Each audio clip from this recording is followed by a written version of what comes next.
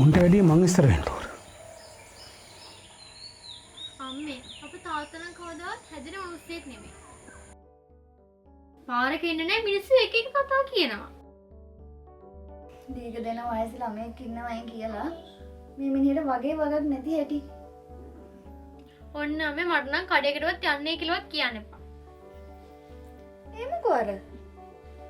කඩේ මාමලයි මිදුලේ වේලෙන දාලා තිබුණු ගම්මිරිස් ටික හොරකම් කරලා. හත්ති ලව්වයි. ණයට සිල්ලරේ බඩු ටික ගන්න තිවිච්ච කඩේනේ.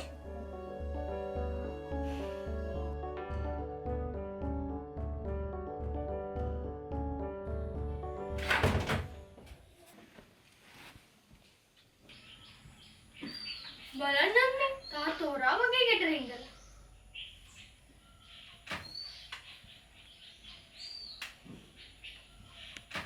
අපේ කතාව අහගෙන ඉඳලාද කොහෙද? ඉතින් ආන් හිටපු ආරි. අපි කිව්වේ බොරුවක් නෙවෙයිනේ. කරන තරමක් කරන්නේ මගොඩි වැඩ. මේ කෙල්ලටයි මට පාරක බහැලා යන්න නැහැ. ආමිනේ පොය හෙට නේද? ඔව් හෙට තමයි. මොකෝ සිල් ගන්නද? ඔව් සිල් ගන්න තමයි. බැසිල් සිල් ගන්න. අනේ අපේ තාත්තගේ සීලේ.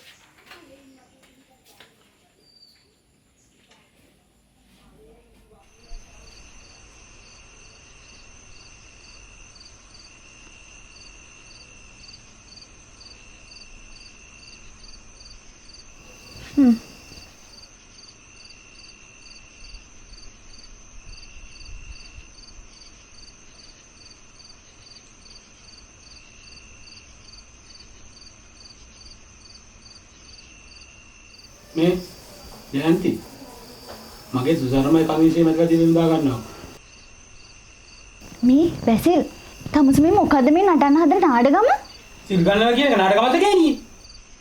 ඒක නාඩගමක් නෙවෙයි සිල් රකින්න මිනිසෙකුට. අම්මේ දෙන්නම කටවහ ගන්නවද? මේක මහා කරදරයක් වුණානේ. බැසිල් සිල් ගන්න. තමුස කරන තරමක් කරන්නේ මගොඩි වැඩනේ.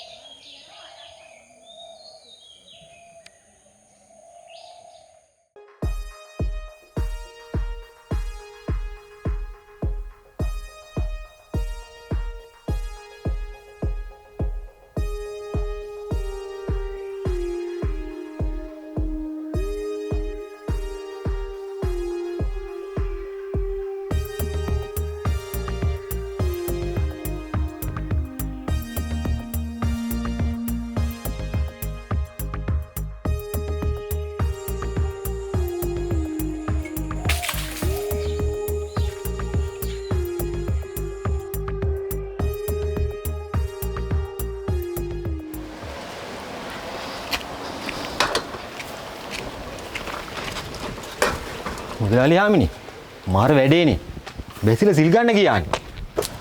මේ අපේ බැසිලා සිල් ගන්න ගිහලා ඔය ඇත්තමද කියන්නේ බා?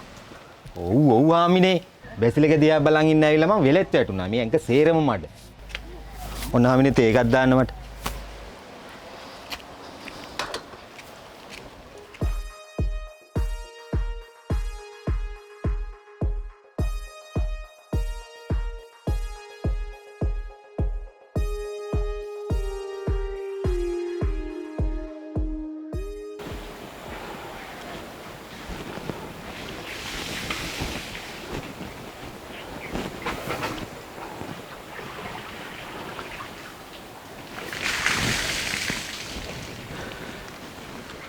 අම්මෝ සුජාත නංගිගේ ලස්සන.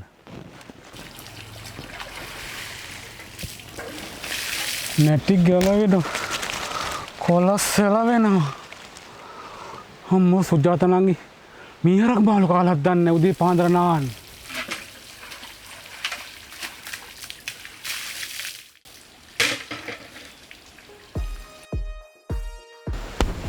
බැසිලා බර කල්පනාවක් වගේ. මොකෝ උඹ සිල් ගන්න යන්නේ? ඇයි උඹ රවුල්ද? අයියා සිල් ගන්න යනවා කියලා දැක්කම ඉතින් මට පුදුමයිනේ. හැබැයි බැසිලා ඉඳ පැත්ත බලාගෙන මොනවද කල්පනා කරේ? මේ මට මීවැසියගේ බුරුල්ල මතක් වුණා. අනුමානයක් නෑ. මූ මීවැසියකින් හොරාට කිරි දවා ගන්න නැති.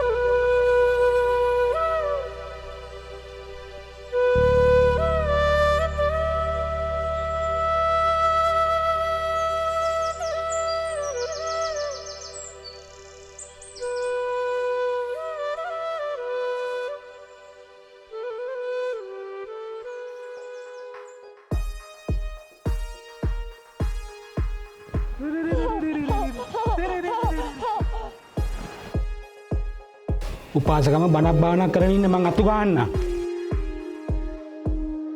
මං සම්පූර්ණ විස්තරය කියන්න. පොලිසියෙන් නම් කියන්න එපා.